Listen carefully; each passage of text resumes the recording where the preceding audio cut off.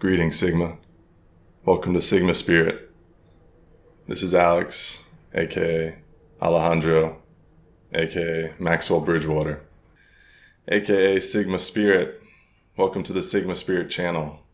In today's video, we're going to talk about alphas versus sigmas, discuss what the top aspects of Sigma males are, and also talk about some weird signs that you might be a Sigma male yourself. But first, let's talk about the problem with comparing sigmas and alphas. It goes back to that old cliche about comparing apples and oranges. You can't really compare sigma males and alpha males. In many ways, alpha males are polar opposites to sigma males, but not always. You see, sigma males are never truly in contention with alpha males because they're playing a different game. It's like an MMA fighter who takes a boxing match, while a boxer would very, very rarely ever take an MMA match. That said, alphas are different from sigma males. But in what ways? To truly know, we're going to have to look at what a sigma male is.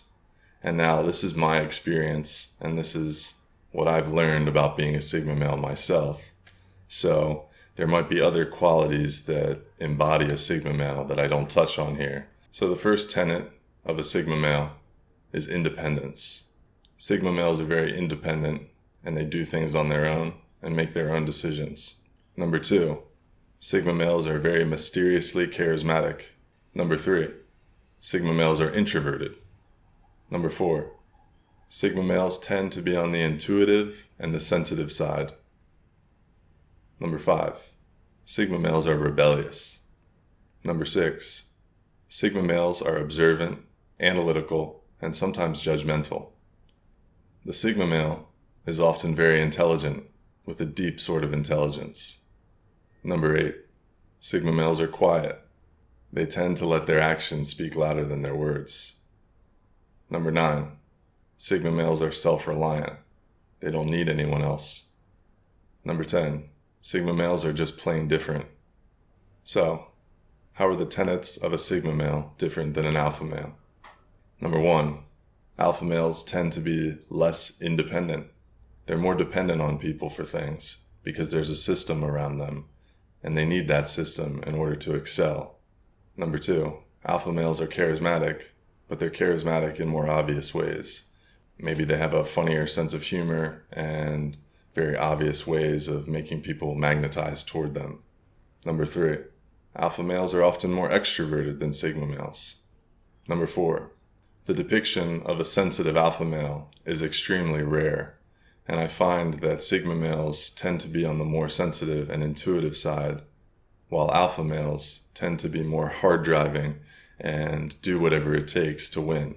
In fact, we haven't really embraced many sensitive leaders in our world since the time of Abraham Lincoln. Number 5, while sigma males are more rebellious, alpha males enjoy the system which has rewarded them throughout their entire lives.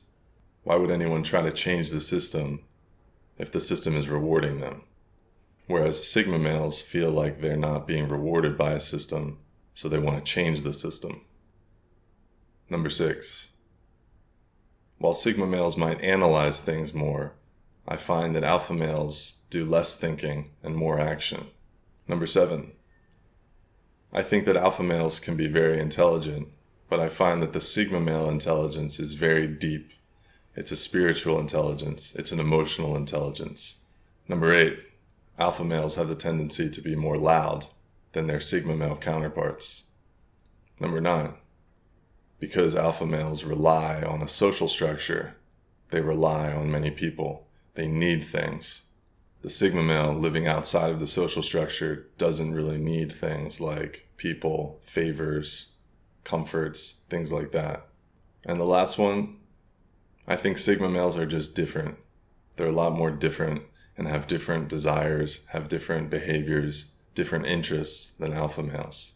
While some of these aspects of being a sigma male can definitely lead into weaknesses and dangers, but that we'll talk about in another video. So, is one better than the other? No, of course not. You are what you are. Though it might seem more difficult to be a sigma male in today's world because there aren't really any resources right now for Sigma males. But that's why I'm here. You might be wondering whether or not you're a Sigma male, or you're an alpha male, or whatever. Here are some signs, some weird signs, that you might be a Sigma male. You might not have understood these signs before, but maybe if you see that you have a few of these signs, you might understand that you are, in fact, a budding Sigma spirit king. The first sign: you go your own way. You say contrarian things. You do questionable actions. You go against the mainstream. You rub up against the authority and you despise groupthink. Number 2, maybe you struggle to attract women, but you know deep inside of you that you have this incredible magnetic sex appeal, but you just don't know how to express it or let other people see it. Number 3, maybe you feel in contention with extroverts. Maybe you feel like you're battling with extroverts all the time and that they don't understand you. Number 4, you've gotten in trouble for breaking the law or going against the system. Maybe it had to do with something petty like driving over the speed limit or breaking traffic violations, or maybe it was something more significant like hacking or drug charges, things like that. But there's something inside of you that doesn't like the system and doesn't like rules to be placed on you. Number 5, you tend to stand back and observe. You like to watch people. You like to gather as much data as you can. Number 6, you behave in all or nothing ways. You tend to go all in or not at all when you find something. This can manifest in obsessive behaviors. Number 7, you engage in seeking behaviors. You tend to find that because you are misunderstood, you like to dive into certain things and you find yourself always seeking, looking for the next thing. Number 8, you find it easier to write things out and articulate yourself in writing than you do in speaking. Number 9, you have a deep sensitivity to weird things. Maybe you have a sensitivity toward injustices in the world or loud noises or things like that. But you feel something inside of you that is sensitive to energies and different things like that. Number 10, you have a strong judgmental mind, so you're quick to say things are good or bad. Number 11, a long time ago, when I was learning about being a Sigma male and I was understanding who I was, because really I've only known about this stuff for about a year. I've known I was different for a long time, but it took me a long time to understand who exactly I was, and discovering I was a Sigma male definitely helped. But discovering that I was also something called an INFJ has been very profound in understanding who I am. So this next sign, number 11, comes from a YouTuber who discusses INFJ behavior. And in it, he talks about the blank face, this blank stare that INFJs give others.